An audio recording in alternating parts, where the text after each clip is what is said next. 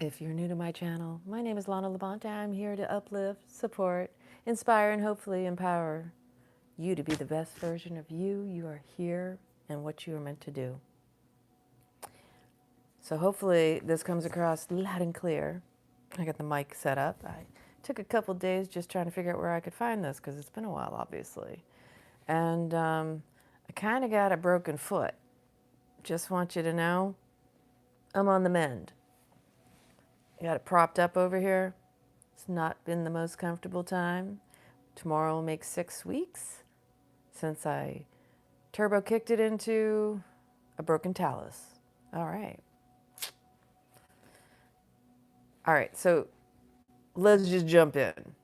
Pain, sensitivity, desensitization. We are in a nation full of checking out. Think of others, but who thinks of me? What about my trauma? What about my pain? Mental, emotional, physical, spiritual. It's all the same. No matter what it is that you consider pain, it's a stressor. It's an indicator. It's a nudge. It's a poker. It's a provoker. It's there to wake you up and shake you up and break you up out of your slumber, because nothing happens outside of our comfort zone. Sometimes the discomfort is trying to get you back into a new form of comfort. Not the same humdrum, not the same been there, done that. Oh, we got the t-shirt and we're still playing the same game and running the same habits and routine. Patterns of dissemination. System of a down. Are you caught up or are you just keeping on down? The same path. You know, the definition of crazy. Doing the same thing over and over again and expecting a different result. Hello? Didn't you know if you want change, you have to be willing to make changes. If you want to experience something different, you have to make a different choice, because choices make changes and changes bring more choices. More often than not, we are more accustomed to staying in the discomfort of the comfort. You know, oh, woe is me, you know, because if you satisfy at least 3 of the basic human needs, you constitute an addiction. That's all it takes, is you staying comfortable in your discomfort.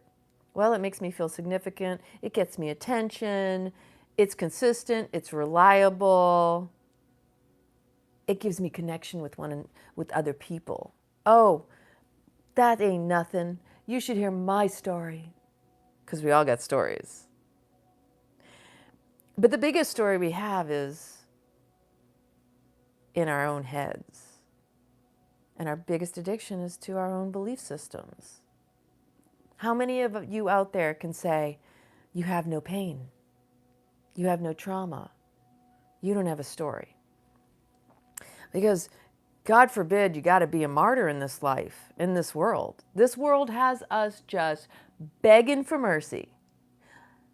I have this story and da da da da da da. And it's interesting because a lot of times we relate to one another through our pains.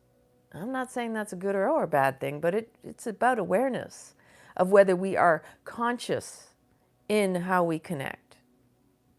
Are we finding ways to bring each other up or keep each other down?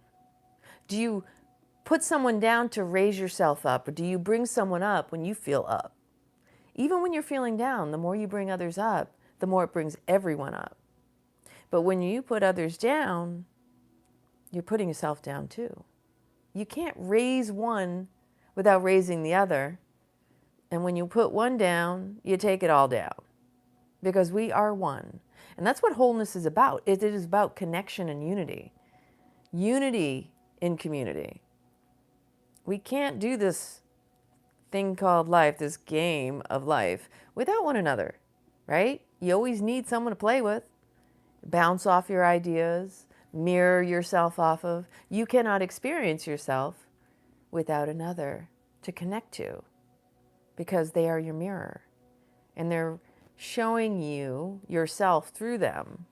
How they respond to you reflects back to you you. So we experience ourselves through another. We can't experience ourselves by ourselves. You can observe, you can witness, but the feedback comes with the engagement, the interaction with others, the interplay, because all the world's a stage, you know. What role are you playing with this one or that one? Are you sensitive or desensitized? Are you so tuned into your pain you're stuck in it, like stuck in the muck? Or are you able to recognize the purpose in pain? Can you recognize that the more you're willing to feel, the more this life will reveal everything it is to be healed, but also the true you came here. Like your soul came here to have experiences. Your soul came here to feel. And everything you're willing to feel will resolve and present you with various choices. Because pain and pleasure are actually two halves of the whole. Mental, emotional, physical, spiritual. It's up to you to recognize. And a lot of times I can say from my personal experience, pain has been my biggest teacher. Pain has taught me the gift of awareness, because pain is an indicator, it's a signal. Pain is there because it has purpose. It's saying, hey, attention, attention. If it's a physical pain, the body is trying to signal. I got lots of notes on this one. Pain is about getting your attention to tap in, tune in, turn on your spidey senses, your into me I see, intuition into your body, because your body is a GPS. Your body is always there to signal and guide you along this path of life. And the more you're willing to feel the pain, the more you're going to actually feel the pleasure. The deeper you dive, I like to say this for myself, the deeper I dive, the higher I rise. The more I'm willing to feel the pain, the more pleasure is going to be on the other end. Now, I'm not saying you got to go out and like go force the most extreme pain, but it's a contrast that gives you the indicator of how out of balance you are, because pain and pleasure are two of the same. It's just which extreme are you going on? You're swinging on the pendulum of life. Are you far out over there or far out over in the other direction? Pain is saying, you know what? I don't know if I like this. And for some people, yeah, we could go into the whole conversation around pain is pleasure for some, but it can be, and it's an alchemy. It's something that you learn to transform. You transform your pain into purpose. You transform that energy never goes away. It just gets transformed. That's why we're alchemists in this life, and it's up to us to turn it down, turn it around. Yeah, mind over matter. And again, we are the masterminds behind this universe. The manifestation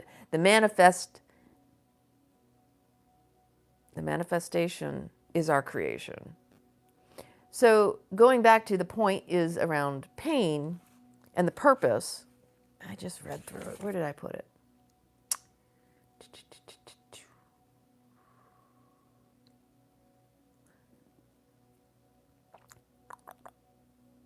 Oh, gosh, darn it. Pain is a complement to pleasure, and it gives us contrast that makes this life so rich with varied expressions and emotions and experiences. We need to learn to find the beauty in all of it, because truly, even the worst of the worst has something to teach and impart upon our heart. The importance of compassion, love, kindness.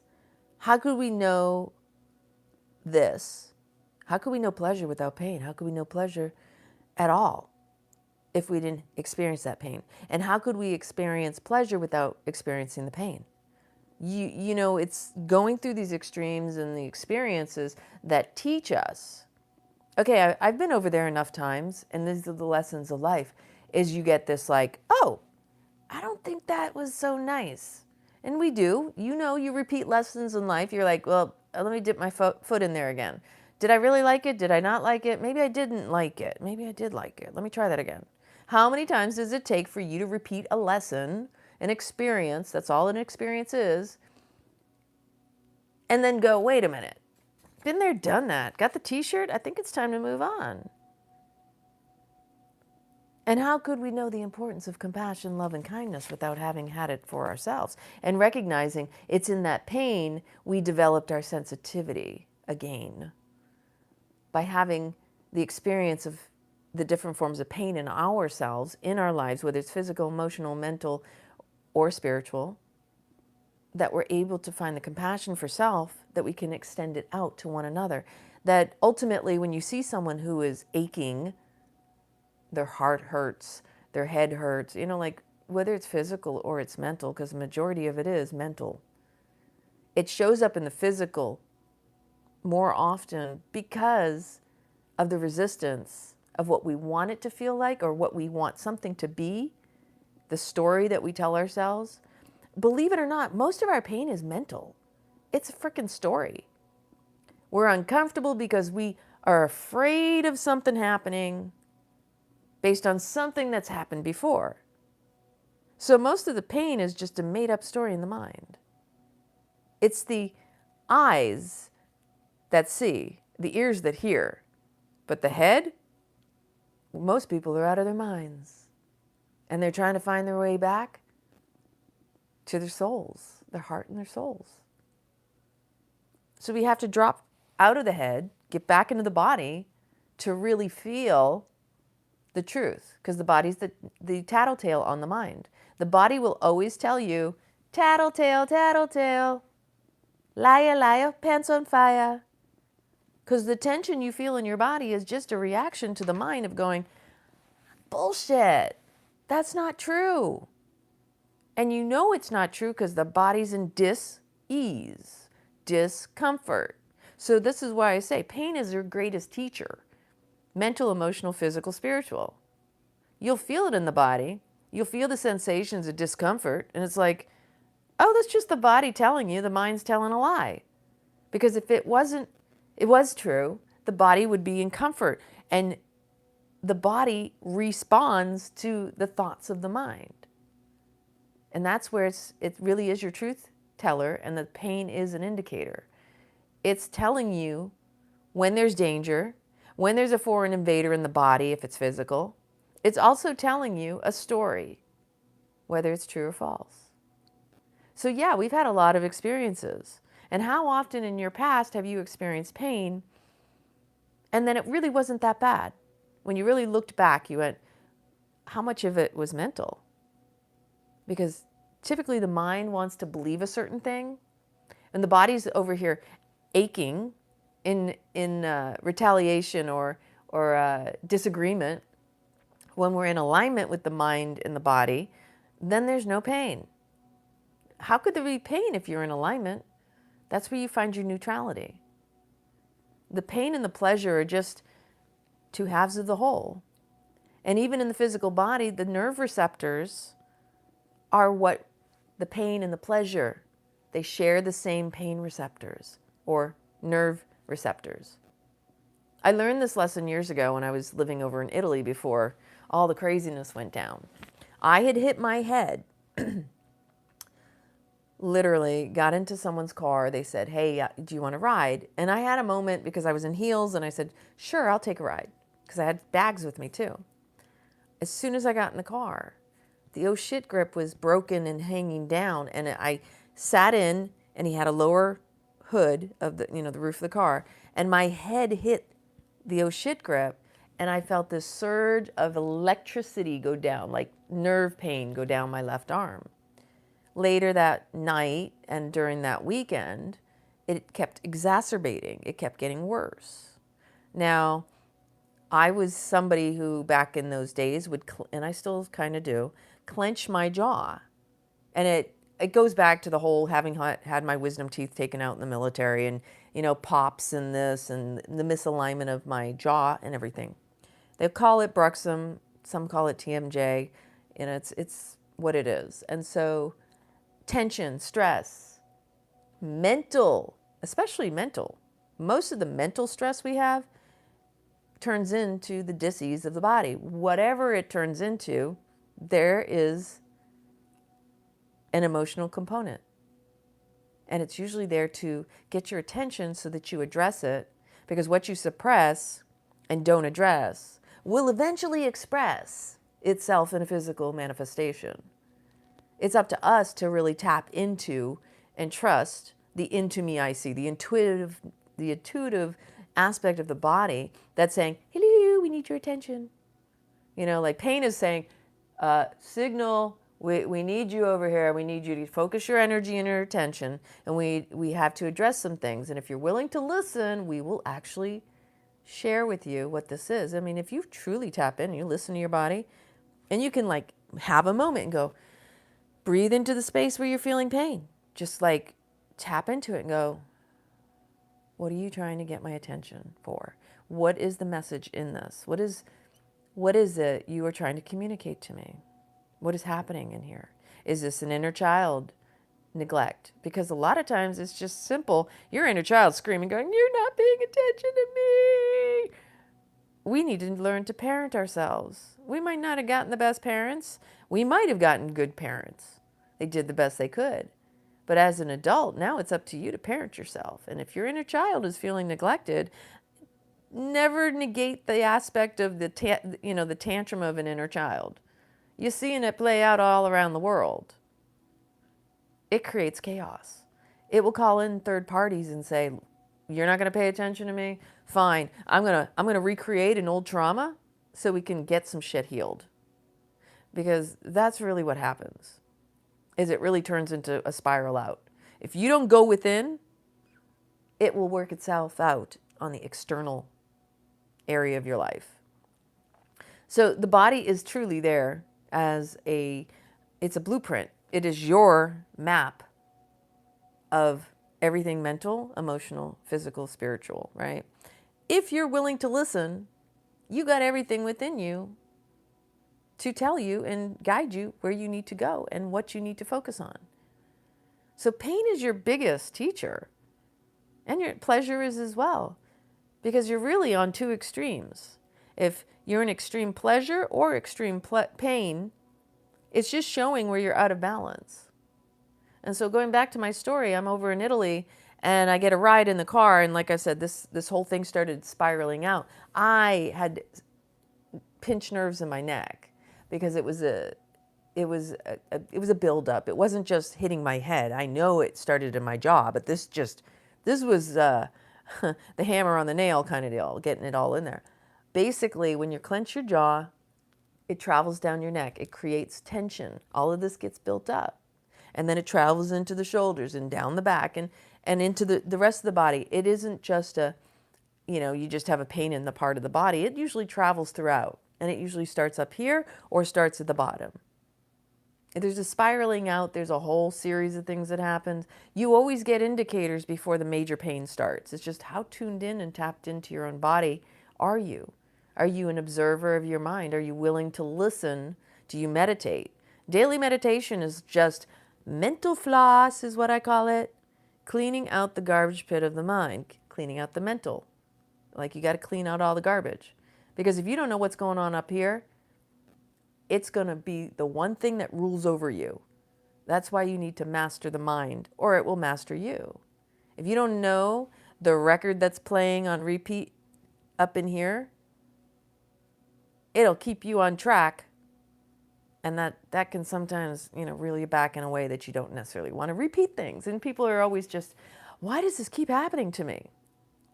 How observant are you of your patterns? How observant are you of your mental stories? It's the stories you tell that reinforce and cast the spell of your life. Whether you're conscious or unconscious of it, now that's the question. Because what's going on up here manifests everywhere. Never discount the power within you. Because you are a powerful manifester. You are the creator of your life. You are the producer. You are the actor. It's up to you how you want to produce that film. and the theater that you are putting on, whether for yourself or others. And of course, you never want to be an extra in anybody else's movie. So again, you know, like in the addiction world, and going back to this story, I had so much pain that just came out of this that I couldn't sleep on my left side. And I was driving a Mini Cooper. And driving a Mini Cooper on cobblestone roads with nerve pain, like I had pillows propped up on my entire left side. I could not sleep on the left. I had to sleep on my right. And I was pushing and forcing because back in those days, I came from the generation of suck it up, buttercup. And if you had a disability, it was more of a stigma. And if you said you had a disability, it was the fear of, well, I might get fired. Like they'll find a way to get rid of me because I'm not going to be productive in the way that they want. And these things were changing, but it hadn't changed. And I had fear.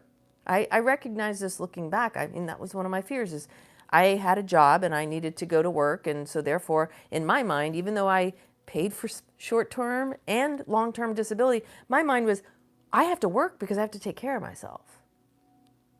And I was a workaholic back in those days, like focused, got to work. And I was struggling. I was struggling to get to work because of the pain that I was enduring. I was dealing with a hostile work environment. Like I was freezing and I was already suffering with Raynaud's, which if you know what Raynaud's is, it's when you get really, really cold in your extremities and it's an autoimmune disorder. Literally my hands and my feet, if they get cold, they would just be frozen. And even when they warmed up, I would feel the cold in my bones. And those computer floors, because my background was IT and I was working in computer rooms, were so cold. And I had an actual vent underneath where I was sitting. I was trying to find ways to accommodate myself. I was even going to the occupational office and asking them to see if they could help me. And people were actually getting upset that I was doing this. And it was like, I'm just trying to make things more comfortable. And if it's me having problems, there might be somebody else having problems too. And people tend to forget what you do for another. So, you know, the squeaky wheel gets the oil, but at the same time, if I'm speaking up for myself, who isn't speaking up and might be cold? Just an example. Not to mention, I ended up having to go to the doctor and they put me, first thing they gave me was oxycodone. I did one of those things and I said, I'm never doing that again because it was the worst thing. That made it worse. It made it worse. First, I got sick because they don't regulate it for your body size. And second, later that night, I felt like Superwoman. And then the next day, I felt worse. So that didn't help me. They put me on gabapentin Neurontin, which was nerve dulling medication, which, by the way, that didn't work because I have a high tolerance of pain. I was having this conversation with a friend of mine. I have a high tolerance of pain. The unfortunate thing is this was not dulling any of the nerve pain. And I didn't know what else to do. And at this time, I just knew something wasn't right. And then like 4 months into taking this medication, I was also on steroids and all sorts of other stuff, B12 injections. And I started reading over the contraindications for this medication. And I'm like, because I was noticing this anxiety every 8 hours when I was supposed to take it. I was like, why am I feeling this sensation? Like I was able to observe myself in a way that I'm going, this isn't normal. This isn't me. I'm reading over the contraindications. Non-narcotic with narcotic-like effects. Excuse me? I was like, okay, that's enough. I'm done with this. This isn't helping me. It's actually hindering me. It's making things worse. And I had requested a cortisone shot, a guided cortisone shot, because my girlfriend recommended that's what she had had.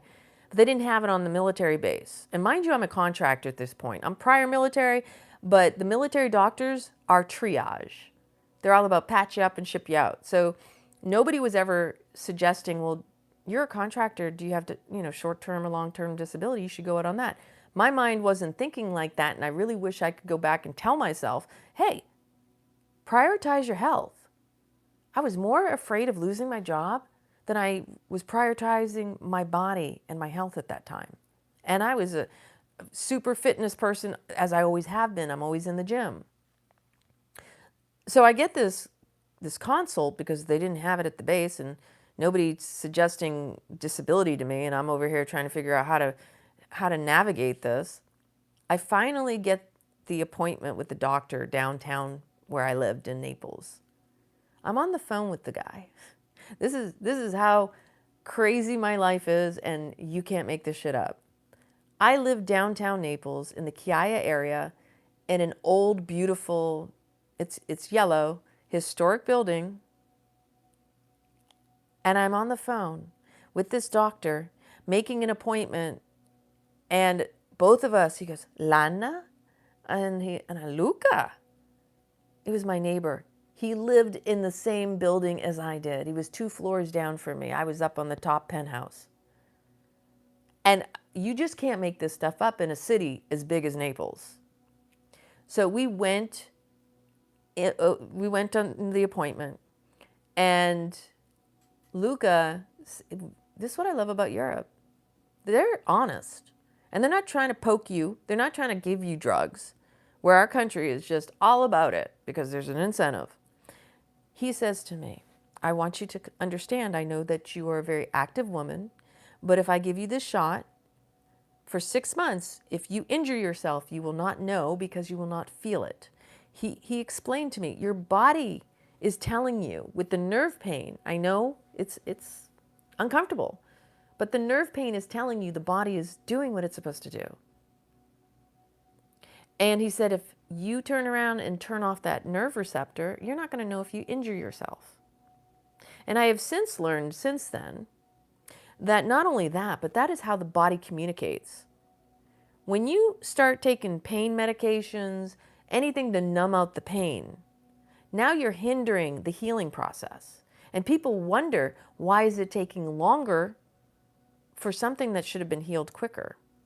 Because you decided you didn't want to feel the pain, so the body is the one that is penalized because it cannot properly communicate within what it normally does. So we think taking drugs is going to make it easier or better, and it really isn't. The body knows what it's doing. We're not smarter than the body. I don't care what anybody says. If you can go without the pain meds, your body will be like on spot. That's why even natural, I don't know why this is coming up, natural childbirth becomes erotic. It becomes orgasmic for the mother. The idea of trying to control a birth, you cannot do that. Because as soon as the woman finally says, I can't do, because she's over controlling it in the mind, because that's typically what this cult of personalities, this culture has taught us. Oh, you need to do this, you need to do that, instead of innately allowing the body to do what the body does best. It knows what the fuck it's doing. Don't let the head get involved. Get in your body, feel into it, breathe. Again, the breath is always, the breath of life is spirit. It is God loving you so much, it brings you to life every time you inhale. So when a mother is giving birth, and she allows her body to do what it's supposed to do, that body takes over. It's magic, and it becomes orgasmic. The body will do it. And if you're willing to allow and release the need to control, it will be painless. It will turn into pleasure. And that's with everything in life. And it's really one of the best examples. I witnessed my sister giving birth the first time. And it was challenging to witness the mind, but to witness when she finally surrendered. The entire time up to that point, she was trying to use her mind. But I witnessed the body take over. It was like spirit literally just, so she's like, she fell back and she says, I can't do this. And then all of a sudden, as soon as the surrender happened, her body went, it was like spirit just went, let me take over, okay. And the birth just happened. And that's how I see all of life. So with Lucas suggesting to me the truth of the matter, he said, I just want you to know what you're signing up for if you choose to do this. He said, I'm willing to give you the shot if that's what you want. But I want you to just know that this will actually create an impedance. And like I said, since then I've learned so much just from that. And that was in 2007. And since then, between all of the things that I've gone through and learned and taught in the Beyond Addiction program, we talk about it in Kundalini Yoga and Beyond Addiction. It's when you numb the pain, you numb the joy. And that is physical too. So if you think you can just numb out, this is the root of addiction. The need to numb out the pain because you don't want to feel it actually numbs out the pleasure that you want to feel, which is why addiction is all about chasing the high. Because once you have numbed it over here, you've numbed it over there too. So the same nerve receptors for pain and pleasure are equally numbed. So a great example, you're taking tons of pain medication and you're wondering why you can't orgasm, you can't feel pleasure. Uppers and downers, even just recreational drugs, the extremism of these things disconnect and disassociate us and actually desensitize us. And so there are people out there, if you've been anyone out there that's had an addiction, the moment you start opening yourself to feeling again and you get off of whatever the addiction was, whatever the substance, let's say, and it can be just something as much as gambling and the dopamine hits, and there's so many different forms of addiction, right? But the easiest one to utilize is substance addiction, because the more you have numbed out that pain, the more you're going to have to catch up to resensitize yourself again. So when you come off of the substances, and this is natural, this is normal. So if you're someone out there who recognizes this, you will equally feel what you did not feel when you were numbing it out. And that's both pain and pleasure. So if you're someone who's recovered from addiction and let's just use crying as an example. You've become hyper emotional, hypersensitive, and just, the tears just start falling. You're crying tears for all the times that you couldn't feel. Same thing with pleasure. People who are hyper aware and like, oh my gosh, I'm like super tender and very, very, very sensitive. Look at the times in your life where you were numbed out because you didn't want to feel the pain. And you had numbed both the pain and the pleasure. So in some way, shape, or form, you're making up for what it was you had numbed out for so long. And you start to realize and learn how much of a superpower it is to feel, whether it's pain or pleasure. Those are GPS. Those are ways to, feel. Feeling is why we're here. To go through the various emotions, the experiences, and not attach, because most of our pain is from the resistance of letting go or resisting, I don't want to, I got to hold on, or I don't want to let go. Whether you're, push and pull often is what creates most of our pain. And it all starts mental, and then it becomes emotional, and then it becomes physical. And even the emotional stuff is a mental thing, because the emotions are based off the reaction to a story of whether it met your expectations. There's another addiction. Hey, it's supposed to be the way I want it to be. If it's not the way I want it to be, why am I hurting? Why am I in pain? Well, probably because you don't want to accept things as they are. Instead of letting go, you're still trying to force it into what it is you wanted. Instead of recognizing and just accepting it as it is, we just hold on a little longer and we just feel a little bit more pain a little bit longer too. The longer you linger, the longer it lingers. The pain, that is. Just like when you tense up, you stop breathing. And then what that is, holding your breath is another way of like punishing yourself. So anytime you're finding yourself in a reactive, triggered, charged, like, that's when you need to breathe the most. Anytime you find yourself wanting to attack or react to a person, place, or thing, or even to yourself, that's when you need to breathe the most.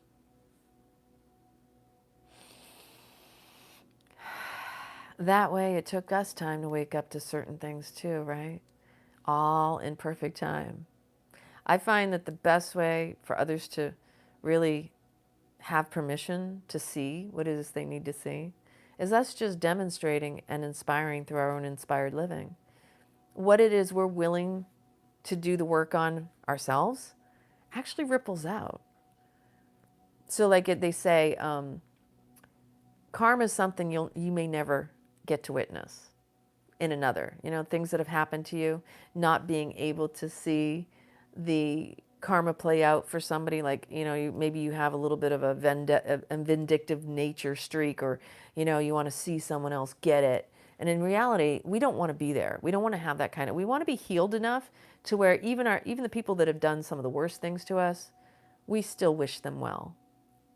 Because it takes the higher person to really recognize that that's a hurt person and that I've been hurt too.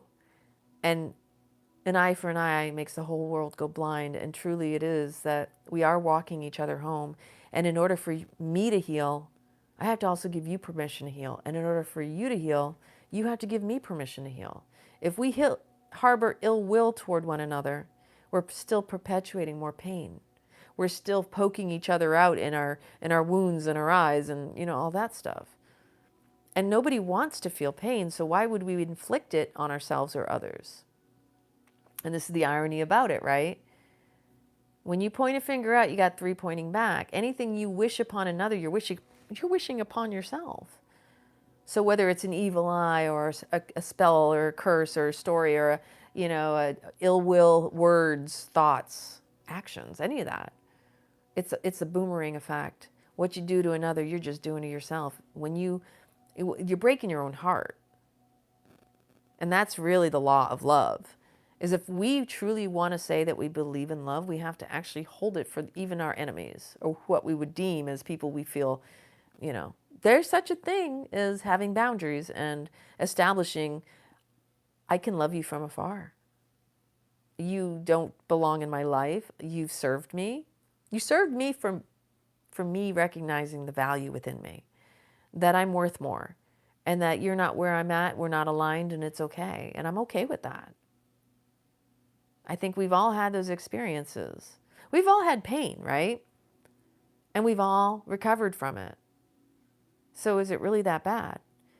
Why would we want to be numbed out or desensitized? It's because sensitivity is our greatest gift. It is our superpower. So to numb out in a world where they want us to not feel a thing, and they want to shame and blame us into, you're supposed to think of other people and you're not supposed to feel. So you're supposed to feel ashamed about feeling. How crazy is that craziness? That's not right. That's not right at all. So when I broke my foot, I realized this brought up a lot of that old stuff. And I've actually been sitting with all this. And I've been witnessing around me. And I was sharing with a friend when we were going to the VA last week. I said, you know, what people don't realize is pain has purpose. It is like one of the biggest gifts that we could ever tune into and tap into. Because me breaking my foot made me recognize, once again, a lot of times, you know, in the past, the generation I grew up in, it was like, you got hurt, you got up, and you dusted off. And I had a broken wrist. I dislocated my thumb. I fractured my elbow. That was falling off the monkey bars. This one I broke when I was like super, super young. What was I, maybe 5 years old? I was roller skating and I broke it running into the roller skating bar. And so like, my dad actually had me sleep overnight because he didn't know if it was broken and didn't want to take me to the emergency room. I'll never forget that. So when you've had experiences where you push through pain and you have a high tolerance too, sometimes you are numbed out to your own pain to the point where you don't prioritize the pain. And it happens again, so you can repeat the lesson, so you can go, am I going to make my body a priority, Or am I going to ignore the pain? Right? So even my situation over in Italy was a lesson for me to prioritize myself. And I didn't get that lesson well enough, because even though, this is the irony, I was in a hostile work environment. My program manager even asked me, "Are you disabled?" And I was afraid to say yes, because I was afraid I was going to lose my job. Isn't that crazy? But here's the flip on that. I was discriminated against for the situation and the disability I was experiencing it, but I was unwilling to call it a disability because there was a fear of the stigma of being disabled, and afraid that they would fire me because of it, when in reality it should have been more protected. And in the end, I still got fired. So they still found a way to fire me. And did I create that because of the fear of losing my job, because I felt like I had to work? We can actually create these situations without realizing we're doing it. So in my mind, I was afraid of losing my job for the disability. So I was trying to work, and it was unmanageable. It was intolerable. I was tolerating the intolerable, and yet I still attracted losing my job. And I was the one who was penalized for being in pain. Make it make sense. Partially from my own manifestation, trying to push through and not prioritize myself, where if I had gone on disability, I would have been more protected. It's the choices that we do or don't make that determine the outcome of a situation. And so looking back on that situation, I did not prioritize myself.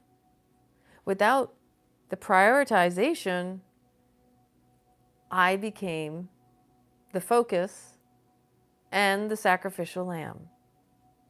I learned a lot from both of that. First off, how corrupt the government and contracting is, because then I had to deal with all that fallout. But I feel like I'm in a repeat pattern right now. So I have been prioritizing the broken foot. And at the same time, what I've realized, I'm already a 100% disabled veteran, first off. You could look at me without the broken foot and say, "I'm sorry, I don't see it." Well, guess what? Welcome to the world of disability. In a world that's so tuned out and desensitized, and also numbed out to their own sensitivity, it's an interesting dynamic that people wouldn't notice an unseen disability when they wouldn't see it in themselves either. And there's animosity because of this shaming around, you're not supposed to feel, you're supposed to think of everybody else, and well, you don't look sick, and you don't look disabled, and you don't look, what is it that I'm supposed to look like? So I was already 100% disabled, but I have a broken foot now, so I definitely have a physical you can't miss this one, so I look like I got an issue, right? But who said we had to prove ourselves to people around us? And at the same time, it just shows, and this is what it brought up last week, as I was realizing I'm hopping around on crutches to go to my appointment, or I'm taking a wheelchair to get around. And I'm noticing, of course, the other people who are in the same situation, we're all smiling and connecting because we're veterans and we see each other, and we can relate. And in the ones that did relate, that weren't physically disabled, they were like, yeah, I feel you.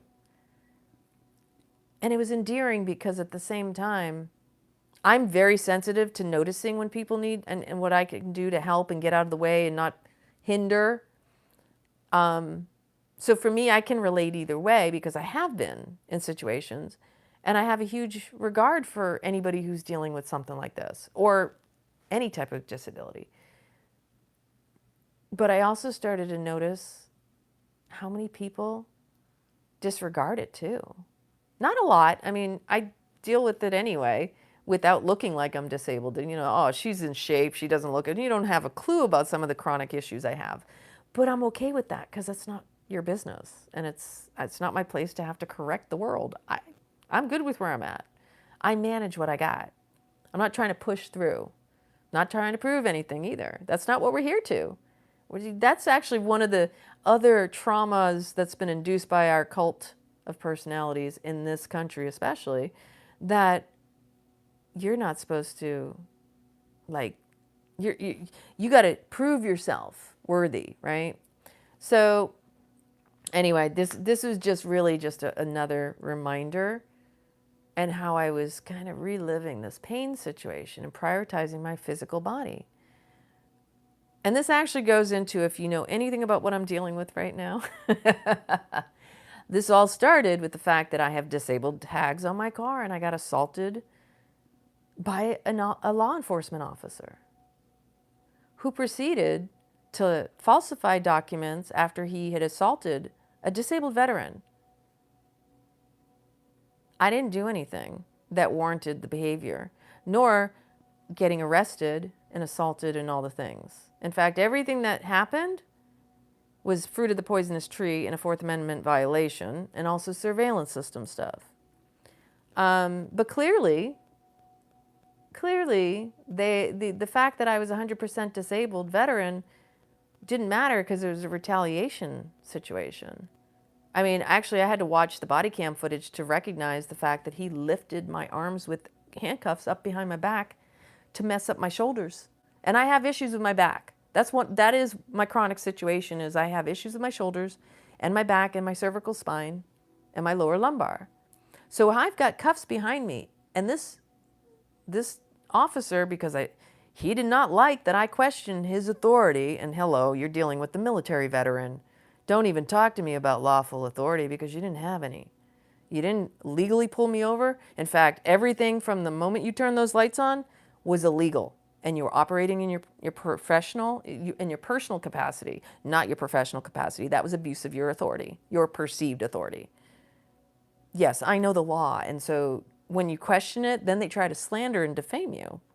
He jacked my arms up behind me like this, okay, with cuffs on. And I didn't notice it. I actually had a friend point it out to me.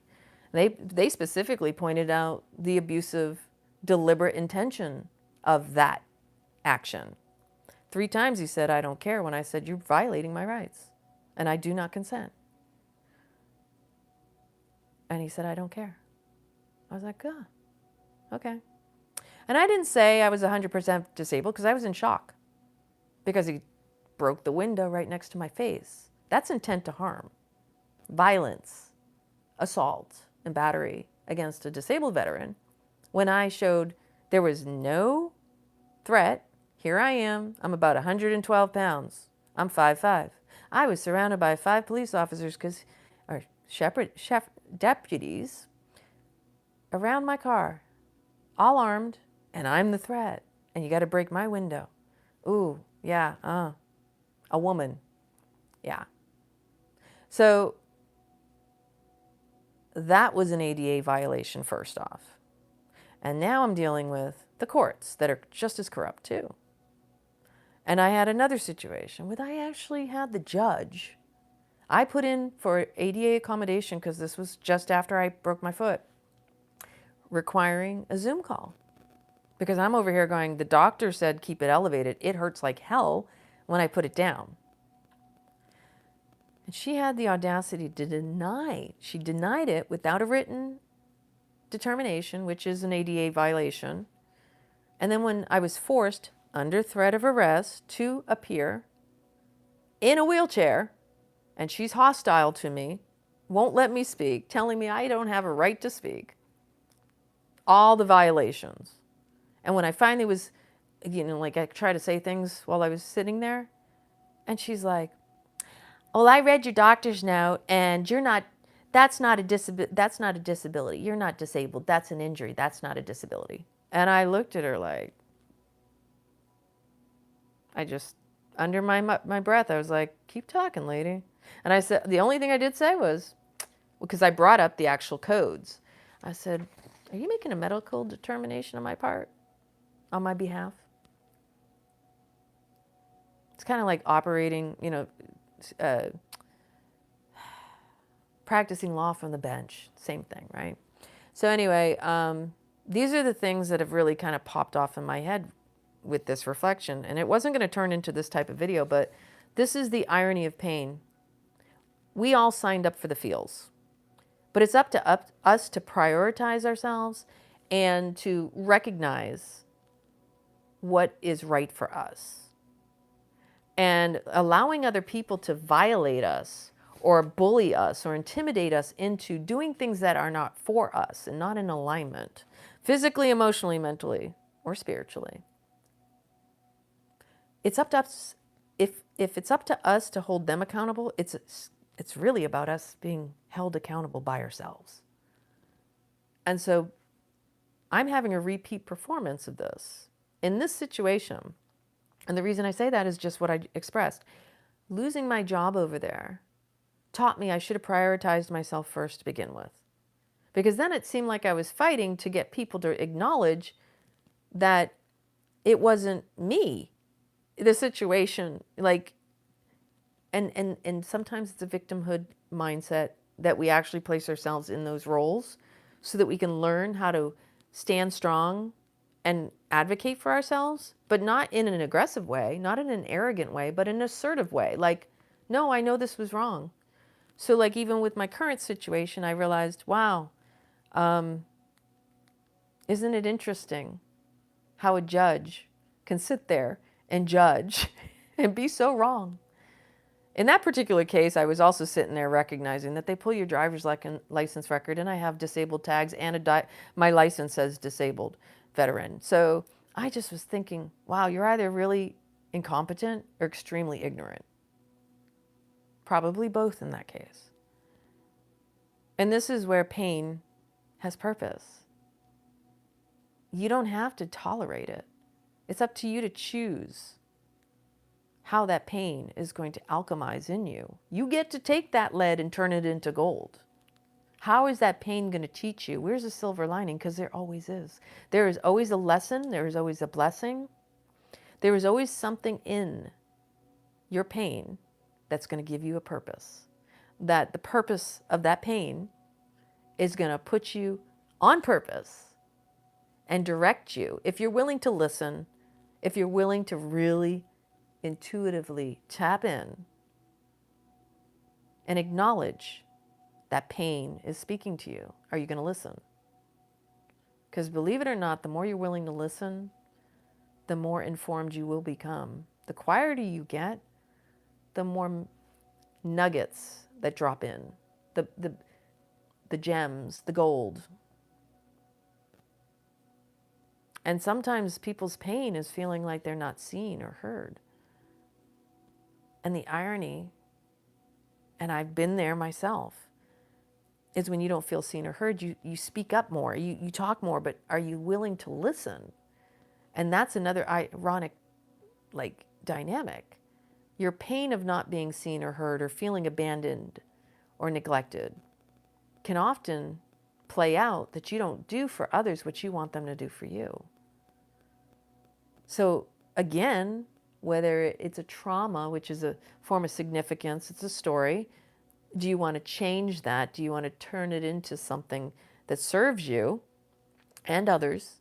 Or do you want to continue to let it fester and feed off of the pity and the significance that it gives you? It's always a choice. You can stay in the pain. You can wallow in it. You can see, because that's the thing about addiction. It's so predictable. And like, for example, living in Italy, there's, the bars. This is no different than here in the States. The baretti, everybody goes and they have their wines and their aperitivos and their nightcaps and everything else. Even in that environment, I saw the addiction and witnessing how the reason that people stay in their habits or their addictions because they're habitual. It's because of the significance. It satisfies 3 of those basic human needs. It's consistent. It love and connection with others. Oh, woe is me, this one telling their sob story and this one telling theirs, or telling even your pleasure stories, look at me, whatever. It's all this engagement that enables and it keeps it in that perpetual loop. We can be addicted to our pain. We can be addicted to our pleasure. But are we really using it as a catalyst, as the teacher that it's meant to be? The deeper you dive, the higher you rise, the more you're willing to feel the pain, the more you're going to feel the pleasure. I'm not talking S&M stuff either. And everything starts with self. When you start finding compassion for yourself, it's easier to express it and show it to others. The whole point of us healing ourselves is so that we can be good with each other, not like acting out our traumas with one another. So like a lot of times you're going to find people, I love this analogy, this is my story, this is what I like to use. We're all a bunch of monkeys running around flinging our shit at one another with unresolved childhood needs and traumas and stories. And you're just supposed to know what I need. And why aren't you showing up with me? You know, flinging the shit, expecting the other one to satisfy or to help play out that role, to like be the fixer-upper and vice versa. Like really, your life's a shit show because your shit shows and you're flinging it at one another instead of willing to see it for what it is. Or like if someone triggers you or you feel like, do you see what that person did to me? Been there, done that. They didn't do it to you. It's how you reacted to it that created the trauma and the pain of the situation. They were actually the catalyst if you were able to step back and witness and observe the situation. I got upset because they did something. Why am I letting them have that much power over me to get me that upset? If you could just step away for a moment, step back. Okay, you got me. I see what you did there. You mirrored back my old shit. It's not you. It's the old story. It's the trauma speaking. A trigger is simply just revealing something that's unhealed in you, that a trigger is your work to do. Oh shit, yeah, that's my shit. If you own that shit, you won't be flinging that shit, and then your life won't be a shit show, because your shit won't show, because you'll own it. Because when you own your shit, there's nothing to show. How about that? So stop playing the monkey and get off that funky ride. But it's also discipline. So here's the other thing. The other funny pain's just discomfort. And whether it's physical or mental or emotional. So, okay, you feel pain. And you know what pleasure feels like too. So in a certain sense, you could go, well, I know what pain is, and I'm feeling pain right now because what am I feeling the pain from? Is it from holding on to something, unable to let go? Is it because I didn't get something, so therefore I'm going through a mental grappling stress over, I didn't get my way? It's a temper tantrum pain. Okay, well, discomfort means I'm going to grow from this. I'm going to evolve from it. So if you really look at pain, you can go, you know what? This is an opportunity. That pain is going to bring me pleasure. And that's the truth of the matter. Because once you start to recognize that pain is just a signal, whether it's just discomfort, a lot of times, I'd say 80% of your pain is discomfort in doing something you've never done before. Think about that. The majority of the time people are avoiding stuff. I'm here to speak from personal experience. I spot it because I got it. You're uncomfortable because you got to do something you've never done before. I don't know, I'm afraid, and your mind's creating all these crazy stories. It's going off on a tailspin. And while it's creating those stories and it's hijacking you, the mind virus, the Wetico, and creating the stories, you just need to do it. It'll be uncomfortable for a moment, but as soon as you've done it, now you got practicing. And then you repeat it, and then you repeat it, like whether it's a new job or a new hobby or a new skill or whatever it is. Maybe you have to have a conversation with somebody and you're afraid of how that's going to turn out. How many times have you done something you've never done before? That wasn't so bad. I don't know why I was making such a big deal about it. All it was discomfort. But most people don't realize they call it pain. It's the unknown, it's the unseen. It's not even physical. It's all mental. They're freaking out over a story that the mind created, not over the actual situation. Okay, well, I got to do this. I got to put in the work. I got to do this. I got to do that. Oh my God, this is happening. Okay, take a deep breath.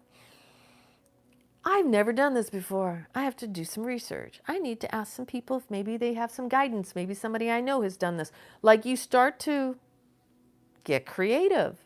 And if you've done it one time, then you go, well, that wasn't so bad that time. So, okay, maybe I made a little mistake here or there, but that's how you improve. With discomfort, When you have pain in the discomfort and you're trying something new, that's how you're growing. You cannot grow inside your comfort zone. Repetition is a key to mastery. So when you step outside your comfort zone, that's how you're growing. And if you want to grow and evolve, you have to do something uncomfortable. So the majority of the pain out there that people think they're feeling, it's mostly their minds hijacking them and convincing them, don't do that. Something bad's going to happen. And it has no frickin' clue. It really doesn't. You're breaking through your known into the unknown. That's essentially what I wrote down. I'm like, ultimately, the pain, the discomfort is what we feel when we're moving through something we've never done before. Be it a mental, emotional, spiritual, or physical. And it's not always physical because it's mostly mental. Because it's unknown to us. It's unfamiliar. We've never done it. So therefore, you're breaking through your known, your comfort zone, into the unknown, which is where you're going to grow. So if you can kind of take that and recognize that that's a beautiful opportunity. Oh my gosh, I just got the opportunity to be reborn into something new. We become new people because we gain new skills. But in order to get proficient on something, in order to grow and get professional and like, you're really good at that. Yeah, you should have seen me the first time I was afraid. Like, go back to the beginning of things that you were good at now and how painful it was in your head. I don't know. And then all of a sudden it just came natural after a certain amount of times doing it. This is where pain has purpose because it's just discomfort. And then you go into the pleasure because now you just ebbing and flowing and dancing with the, oh yeah. But you don't remind yourself how much you resisted it before you did it and before you became really good at it. If you can start to reframe things, you'll start to see the beauty in all of the things. And like in Kundalini Yoga, we say, recognize the other as you. And if you can't see God in all, you can't see God at all. So if you can recognize that even in the pain, there's pleasure, that in the discomfort, you got to go through that to get to the comfort. You got to experience the discomfort enough times to evolve and grow into your comfort. Because what you're comfortable with now, you were uncomfortable at one time before that. Walking, great example. You see children learning to walk. They get frustrated. Not always. Some kids, they just, maybe it doesn't appear to be frustrating. Maybe they are going through pain and you just don't know it. There's a lot of things you don't see, just like disabilities. Pain is like a disability because you don't want to be seen making mistakes. The fear of doing things wrong because we're all here to prove ourselves. Oh gosh. The biggest trauma, right, in our world. You're born of original sin, so you have to continuously seek to prove yourself worthy of just being, of receiving love and all the things. And it's like the reality? No, you don't. It's just a story. It's just an indoctrination of this cults of personality nation, right? Teaching you to be submissive. You shouldn't feel worthy. Oh, hell no. We're here for bigger and better things. If you want change, you have to be willing to change. Repetition's where you're going to gain your mastery. Keep doing things over and over again. You won't feel uncomfortable with them anymore. And really, the more you push through certain things that are not really pain, it's just getting used to it, right? That discomfort. You will find that silver lining. Like, oh my gosh. That's how we challenge ourselves to build resilience and courage. The only way to exercise your courage muscle is to keep on doing it. Come on. Yeah, and it bugs me out that I haven't been able to go to the gym either. Again, we can't grow and evolve if we're stuck in our comfort zones. So you got to get uncomfortable so you can grow. It's an interesting paradox. Well, I don't want to feel pain. Well, guess what? It's all in how you perceive pain. Pain is just a discomfort. Growing pains, right? And really, it's all in our minds. The real war is in our minds. Our ego, learning to be accountable and mastering our own minds. even the people outside of ourselves are just mirroring back to us what's going on in us. Everything that catches your attention in the world that upsets you is the stuff you got to work on you. It's a trigger. It's challenging you to go, well, if you don't like it out there, what are you doing on the inside that's making that even visible to you? Are you able to make peace with that within you so that peace around you will ensue? It all starts within us. We truly are orchestrating this world. And it's the inner world. And that's why it's so important to be selective with your time, your energy, and what you allow into your life. Because if you're exposing yourself to things you dislike and then wondering why they keep showing up around you, you don't realize how easily suggestible you are. The power of suggestion is through the repetition, and where attention goes, energy flows. And we are sensitive beings. So if you're desensitized to what it is you're giving your attention, and a lot of times you're the one feeding it and making it happen. Because where your attention is on is also bringing it to you and manifesting.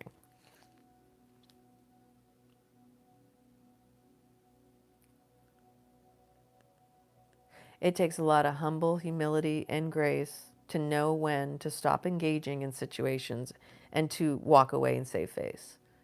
So when you recognize you're no longer triggered by something, that's when you know you're okay.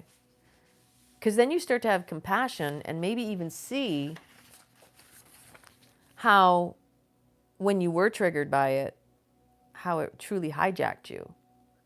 It stole your peace, it stole your energy, and it wasted time that you could have been working on something more important. Again, priorities. It's all about priorities. Yeah. Yeah, I won't do that again. Do it again and again and again, and then you finally learn the lesson. Because the universe, it really is the divine comedy. The cosmic giggle to me is the lesson when it shows back up and goes, hey, did you get the lesson? Oh, you want to go around again? You want to go around again? Hey, we're here for you. Okay, you don't want to play. Nope, not today, Satan. Because that's really what it is. It's all to tease you and then to appease the others, right?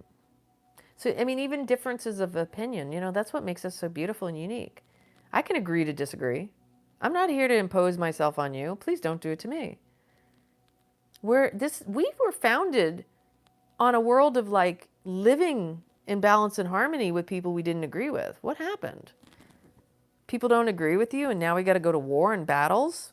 I mean, it's extreme. And that's how desensitized people have become, is they don't realize that they're seeking the high to battle it out with people because they're so numbed out to what really matters in their lives. That's really what a lot of it comes down to. Is you've got people arguing with each other because they're so tuned out from within, they're going without. That's what I call it when you're only focused on what the propaganda, boob tube, tell lie vision, whatever media is channeling information into you. And that right there is how you get hijacked. And that's stealing your priceless, precious life force energy. It's called looshing, harvesting. We're feeding this matrix. It's up to you. You get to choose where you're going to put that energy. Whether you're fighting for this one or that one or against this one or against that one, you're feeding it because it's the same attention, just like pain and pleasure. You're giving them pleasure even if you're in pain. And if you're in pain, they're really getting pleasure because that's just crazy stuff of it. Yeah, this is really what it's about. If you want to grow, we gotta find ways to heal within. We got to find our comfort by going through the discomfort. And I think that's enough tonight because that's a lot. And there was so much more I wanted to share. What you react to owns and controls you. I mean, nobody does that to you but you. And you're the one who's responsible for the choices you made to react or respond. So only you have control over your thoughts, emotions, words, and actions. If something bothers you, the question is really all about how do you handle it?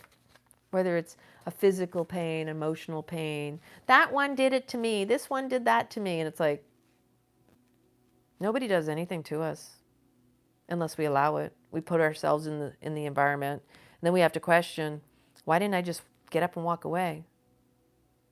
Because a lot of times people are addicted to the drama. It feeds them. They may not like the drama, but because it's like a routine, that's called addiction. It's a habit. Addiction is simply a habit, and it satisfies the human needs, at least 3 of them. It's consistent. It gives me significance. I have connection and love with people because I get to tell this story that everybody's like, oh, I'm so sorry that's happening to you, and oh, you poor thing, and they enable me, right? It's not a healthy one, but people stay in it because it's comfortable. It's familiar. And the irony is to be in a healthy one is uncomfortable. See where that pain is? People choosing an addiction because it's uncomfortable and familiar versus recognizing, or, it is familiar, comfortable, uncomfortable is what I'm saying. Instead of going through the discomfort of being in a healthy relationship, that requires a repatterning. That requires repetition, exposing yourself to a new environment that's healthy. Because the longer you stay in an unhealthy relationship or situation, the harder it is to leave because of the addiction to it. So again, if you want change, you have to be willing to change, because change comes with you making changes. And it takes confronting yourself first, not always the other people around you who act as the catalyst, bringing your attention to this stuff, unresolved wound trauma you keep denying. Because when you deny it, it shows up 100-fold. What you resist will persist. It will push back. So, you know what? Step back, observe, witness, breathe. What is this situation trying to tell me about myself? What is the lesson here? There's a message. Can you get quiet enough to listen? That's the question. It's never really anyone else, because you're the one just playing the role of the victim, whatever your story is. So when someone else shows up as I call it the protagonist who pokes and provokes you, they poke you in your wound so that you address it. That's all they're doing. They may not even realize they're not even conscious a lot of times. They may know that they're picking. Some people are very conscious of their fact that they're poking and provoking, but they don't necessarily know the deeper unconscious reason why they're doing it. When you talk about people who are like you're just an antagonist. You just like to antagonize people. Probably because that's a coping mechanism for them to get attention. That's an old wound. They're doing it because that got them attention growing up, and they didn't never question whether or not it actually serves them in a healthy way. And so when you get poked by the provoker, can you be the wiser and find the silver lining that they are just simply acting as a catalyst for you to observe the situation and understand that you have an old unresolved trigger. They're making you aware, they're mirroring it back to you. And now it's your opportunity to make the change and not react the same way, but do something different. That's where the change happens. That's how you break the patterns. First, you witness it and you go, wow, oh, this is playing out again. And then in that moment, you have an opportunity to change the way that you respond or react to it. The moment you become aware of it, that's a first sign of change happening. And then when you actively make a different response, approach, however it is that goes, that it's different from the previous ways you had been responding or reacting, now you've disrupted the pattern. Because if it's the same person or a different person, now you've also disrupted their patterns. And that messes with people. So choices make changes, and they bring you new changes to choose from. Or no, more choices to choose from. Blah, blah, blah. Alliteration and a lot of C's. See? So energy is going to attract like energy. If you still have a wound, you're going to attract where you're at. And we don't want to be in a victim mindset because that doesn't get us anywhere. It's really about how can I be the better person in the situation. 9 times out of 10, you'd be surprised how walking away can change a whole lot. And it really boils down to, at what point will you take responsibility for what you still haven't addressed in yourself? Because the real pain is self-inflicted, and it's mostly up here. When it turns into something physical, I mean, there's various ways I can interpret that. Depends on your situation and your circumstances. I know what happened to me. I got my lesson, and I'm grateful. It wasn't to turn around and punish me. That's definitely not what this was about. Yeah, broken foot. Okay, slow down. Become more present.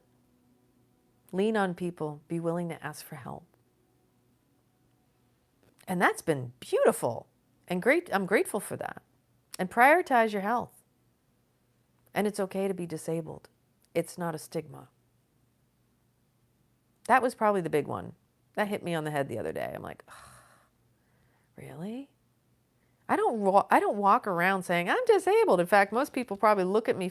No, I know they do. I've had people walk around my car because I parked in a disabled parking spot. I've been at the post office, and even the postal guy was like, yeah, she's walking around your car because she saw what you... It's like all the time. I'm 51 years old, but even like, you don't look 51. You don't look your age. I also don't look disabled. But what else is new? Never judge a book by its cover. There's a big lesson right there. That's humility. That's humbleness. Never assume. It makes an ass out of you and me. And that's some humble pie. So, and then, the importance of compassion, love, and kindness, starting with self. Nobody ever knows what anybody else is going through. And if you consider that nobody knows what you've been through, and you're not there to tell the story unless it's requested, or, sometimes, yeah, that's how we connect.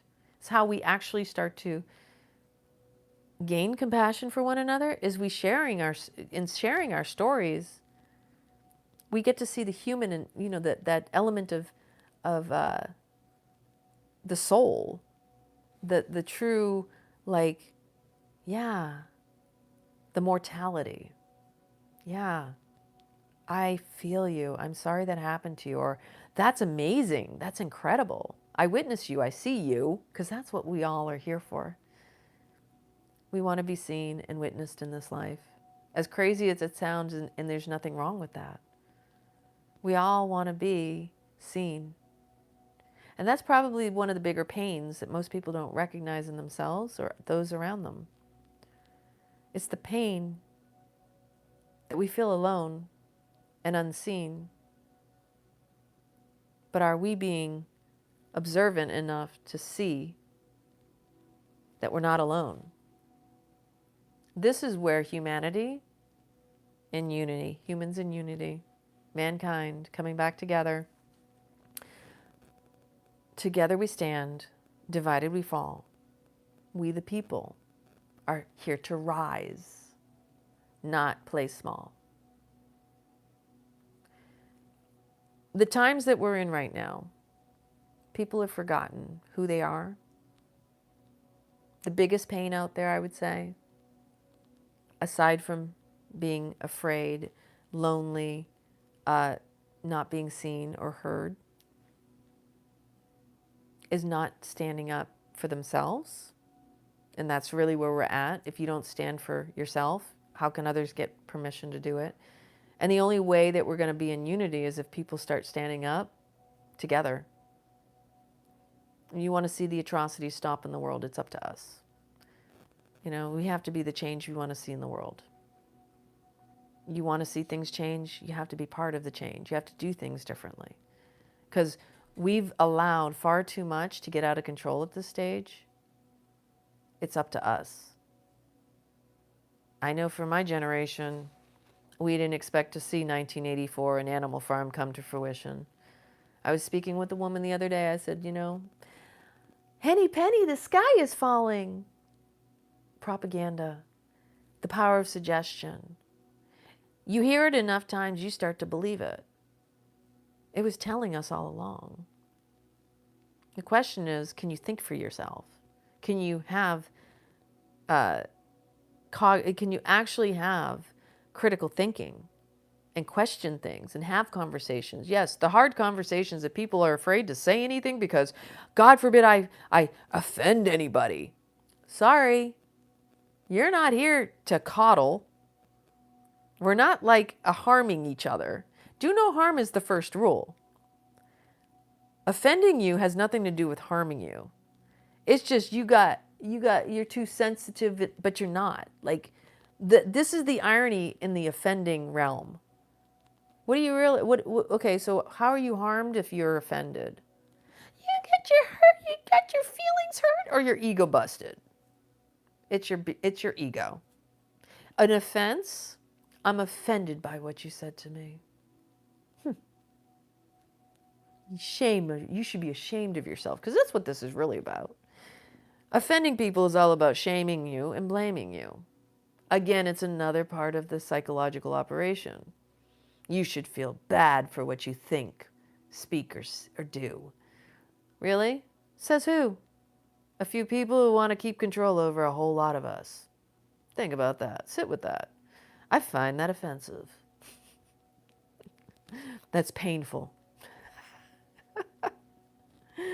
Come on, people. Can we stop being so ignorant and idiotic? Because that's what it feels like to me. So I want to share this one last thing. When I was in Italy, here was the lesson in that situation. And I told you it has to do about prioritizing yourself. Because if you don't put yourself as number one in your life, and it's like putting the oxygen mask on your face, if you don't put on the oxygen mask, you're no good for anybody else. So don't play the martyr, and don't play those games. Take care of yourself first, because when you do that, you give others permission to do the same thing too. First and foremost, you have to be good for God, and God is watching out for you. That creator is watching over you. So this is where my lesson came from Naples. The universe said, because I was under the radar, I was feeling so much like I had to protect myself when I was going through this physical disability, that I was in a hostile work environment where there was total disrespect, no regard for my situation, that I was like afraid of getting, and I ended up dealing with altercations. I got threatened. You should watch yourself because of somebody's ego. And then I was told I was the problem. I was like, and I kid you not, I was a sacrificial lamb. But it was also a lesson for me as well. And those companies didn't pay. That, it's water under the bridge. I got to move on. I can write a book, and that's even more interesting. But I can't hold on to that and harbor that shit. They defrauded the government, all sorts of stuff. That company and the previous company. Oh yeah, exactly. Narcissism is an epidemic right now.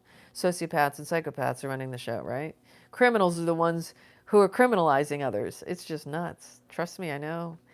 The universe said, God, creator, source, and I remember this. I had this conversation with my mom. I didn't want to leave. I had no intention of coming back from Italy. I really didn't. I'm still sitting here going, what the hell am I doing here again? I have a purpose. I know. I'm here for a reason. I'll be back. The universe essentially said, you're too far off your path. I have to pull you back and course correct you. I didn't want to believe that. I thought I could push through. I was tolerating the intolerable. But you know what? Even the creator, even your soul will come in, because there will be a breaking point. Wow. I'm saying this from my personal experience, that hopefully this saves someone else from going through that kind of experience. If you don't course correct, the course will be corrected for you. That's this time that we're in right now, that we have to step up. If we don't step up and start speaking up and doing what's right instead of letting what's wrong overpower, we the people are the government. Government means to rule over the mind. You want to outsource that shit? We'll be living in shit. If you don't speak up, speak your truth, stand your power, and keep giving it away to the bullies, listen, the emperor wears no fucking clothes. Are you kidding me? I now realize how much of a show all of this shit is. Law isn't even law. It's statutes, codes, and... Oh God, if you start looking up words, person doesn't mean man or woman or people. That's some fuckery right there. That in itself shows you the black magic sorcery that's going on right in front of you. And you know, ignorance of the law is no excuse, and that means for me and you. They've been getting away with it for so long, they just think they're untouchable. Until you start speaking up and holding them accountable, which is about us holding ourselves accountable. We think that we're holding others accountable. I got to put you in your place, or, you know, you no. The reason that this country's gotten out of control, it's because we let it. And so in order to put them in their place, we have to be in our places. We have to be accountable for ourselves in order to hold them accountable. We can't just say it's all them. We allowed this shit. We let this get away with all this stuff. You know, yeah, anyway. By not making the change when I was in extreme physical pain in a hostile work environment, the change was made for me by the Creator because it wasn't aligned with my soul. I was unwilling to go through the discomfort of saying, yes, I'm disabled. I need to, you know, I need help. I was afraid to speak up because of the fear of losing my job over the stigma that actually in the end I still did end up losing my job.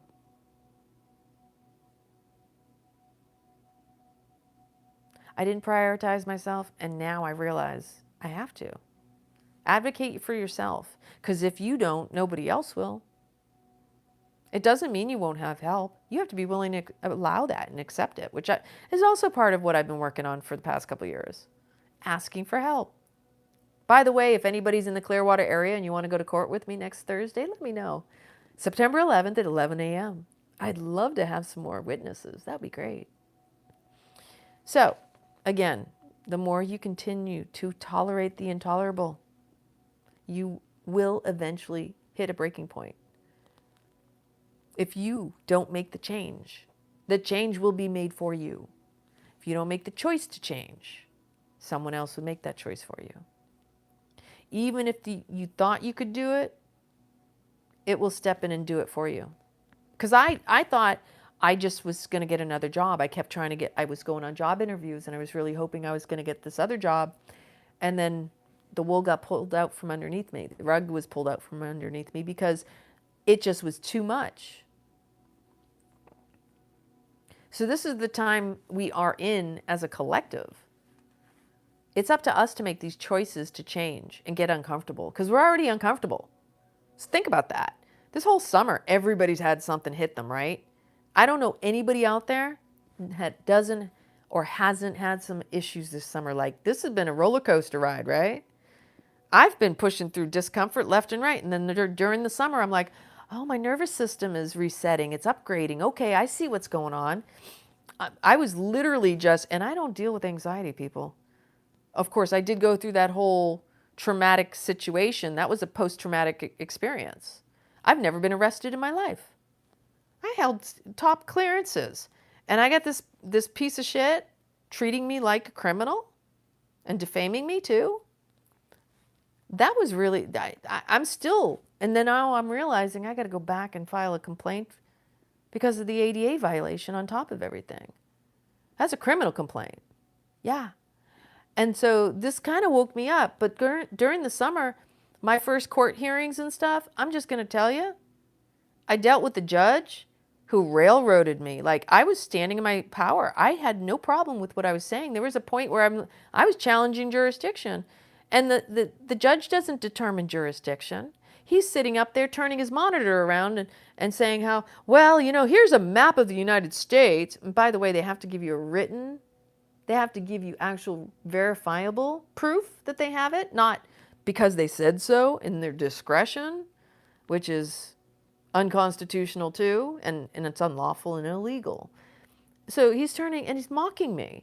He's like, yeah, the last time I heard, Florida's in the United States, and it's the orange one here. And I'm like, nice try. Now I need you to prove it on the record. And he proceeded to force a public defender on me. He didn't give me a Feretta hearing. He didn't do any of that. See, that's what they do. They put obstacles in your path to try to railroad you so they can extort from you. Because this is the true human trafficking. It's called statutory rape for a reason, people. Statues raping you of your estate so they can profit off of you unjustly. And by the way, they don't pay taxes on it either. They're actually going back to your Social Security estate because the all caps name is not you. You are not the legal fiction. This whole thing that I've been learning, I'm like, you guys are really fucked up. Our founding fathers said they didn't want bar card holders holding public office in political positions of power. That's how the British Crown held on to us, is they infiltrated through the bar, British Accreditation Registry, right? There's no coincidence. And then when you really trace it, you realize they're bankers. So you got bar card holders or bankers, and there's no such thing as a law license. Show me when you get a chance to do that. So yeah, it's been a roller coaster ride of emotions for myself, but also recognizing I'm recalibrating, I'm repeating, I'm doing something very uncomfortable and new. And that's all this is me adjusting and building that courage muscle and the resilience. And that these old fears coming to the surface are to be confronted and called out for what they are. They're outdated, illusory stories. They're not real. They're all just made up. And see, here's the irony. It doesn't matter what's going on in your life. You can run, but you can't hide from the lies in the mind.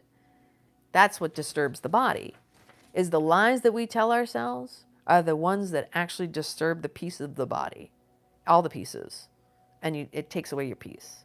So the real pain comes from the lies in the mind that lodge themselves in the body. That's where dis-ease comes from, the discomfort. Resistance creates pain, and we're learning to surrender to peace within, not going without, in the multitudes of distraction and noise. That's what they're trying to do, is keep you constantly in survivor mode, Notice how the cost of living and all of the thing, no, I haven't seen that one. Inflation is just a rumor, right? Sky is falling, henny penny. Oh, we have inflation. No, it's a reaction to the rumor. Propaganda is there to create chaos and inconvenience and a story. Propaganda stories. So they tell you a story, you believe it, and then you react to it. And then these greedy corporations are like going, I went into a local grocery store a while back. It was on a Saturday one day, and the next day I walked in, and there were these two items I went to purchase. One went up $2 in a day, and the other one went up $5. And they were local items coming from local shops. So when they say shop local, explain to me how a local place and the price just gouged up that high. And it's shopping local supposed to save money and support the local? No, that's called greed. There's a difference. That's not supporting local. That's ignorance. So the lesson is never to assume. Don't judge a book by its cover. Just recognize, yeah, everything's going to be okay. They were revoked in 2013. Well, not well enough, not to the masses. That's what we really need. It is really bad, and they're the ones keeping us all caught up in this charade. Because believe it or not, and this is just a short history lesson, and then I'm calling it a night. The United States Corporation was founded and created by the Crown. You got the holy trifecta. You got the Vatican, you got London, and you've got DC. Those are entities in themselves. The word person means persona. It is not it's a legal title. It is not an actual living, breathing man or woman or a people. It's an entity. So when you start learning the language, the legalese, which is also copyrighted by the British Crown, so their law speak, their legal speak, Black Law's Dictionary, you think about this, Black's Law, color of law, right? Blacklisted, the connotations. They wear black robes. They worship Saturn. They're doing rituals. They're trying to get you to perform in their theater. Because when you go in there, you're going into a bank. It's all about money and securities. And so they're expecting you to identify as this legal fiction, this legal name, person, which is not who you are because they created it when you were born. They made a twin on a piece of paper and they said, well, technically we're going to make this as a sole proprietor / an estate that we're going to link when the child gets old enough to the Social Security. So you're going to have your number. There's your mark of the beast that is all associated, and all your monies we're going to tax you on, which technically you're not taxable. You're actually just paying on behalf of this sole proprietor. You didn't know this because somehow we didn't want to tell you that stuff because we were hoping you were just going to be our slaves because we were going to put you off as chattel on the stock market. All your labor, basically, we're playing roulette on the back end. You know, we're basically, it kind of makes me think of that movie, Trading Places with Eddie Murphy and Dan Aykroyd, where they switched the roles, where he went from rich to poor and poor to rich. Same thing. They've been fucking with us for a long time. So, yeah. It's been an interesting ride and revisiting the history. So we have 3 constitutions, which, by the way, the Constitution doesn't grant you rights. You have creator endowed rights that were secured by the Bill of Rights, Magna Carta, Articles of Confederation, Declaration of Independence. Those are all independent of the whole Constitution. The Constitution was supposed to just be a trust agreement with the public servants that we said, we're going to allow you some power, and here are your limits. You're supposed to protect our Bill of Rights, and here are your duties. That's what the Constitutions initially were all about. They were never supposed to be titles of nobility, i.e. lawyers, bar card holders, titles. All men are equal under the law, under God's law, under natural law. That was way before all this. We're a republic, not a democracy. And yet, they've gotten out of control. So, learning all of this has been very eye-opening and reminding me why I always questioned and I never trusted voting, and because it's an electoral Congress. Those are the investors. President is what you had at the head of the corporation. So the United States, which I was going with this territorial stuff, the United States is actually just 10 square miles of the District of Columbia. So now you've got 50 states, right? You've got state of, and then you've got the actual state. So I'm in Florida. State of Florida is a franchise of the U.S. corporation, which means legally and technically, physically, they're not located in the state. They actually belong, I like to equate it this way. Since they're a franchise, they're up in D.C. somewhere in a filing cabinet. They don't exist here because the actual republic, Florida Republic, is the land, is the soil. But see, when they put the military addresses, we went from rural routes to the zip codes. That's the military postal code.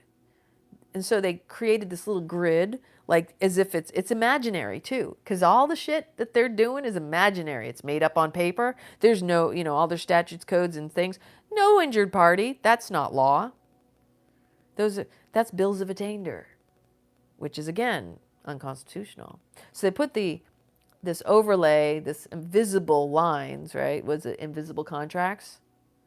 And yet people haven't realized that they're fraud. They don't belong in the state. They're the actual enemies of the state because they're foreign agents, especially the bar card holders. They have a loyalty to the bar, which is the British Crown, and the bankers So you really start wrapping your head around this and go, we really got out of control. So when I was challenging territorial jurisdiction, what I was basically saying, do you have the authority to even be on this land and the geographical location where I was pulled over? No, as a matter of fact, you don't. Because you are outside of your territory, which is up in the District of Columbia and all those little, you know, what is it, Guam and Samoas, whatever. They're territories. So you start learning this stuff and you go, oh, now that's some Jedi mind tricks. That's some serious black magic word sorcery. You know, the tongue, la lingua, Babylon. Notice they're babbling on. And they'll act like they don't understand you because they don't stand under you. They want you to stand under them, which is when they ask you, do you understand the charges? No, they're asking you, will you basically put yourself up as surety for the charges so that they can rape your estate? Because when you identify as that all caps name, now you've become the surety, which is, instead of being the beneficiary of this estate, which technically that's what you are, you become the trustee, and they don't report it. They don't tell you. So you don't have full informed consent, which is trust fraud. And they're in malfeasance and misfeasance of office because they're supposed to be the ones that are acting as the trustees.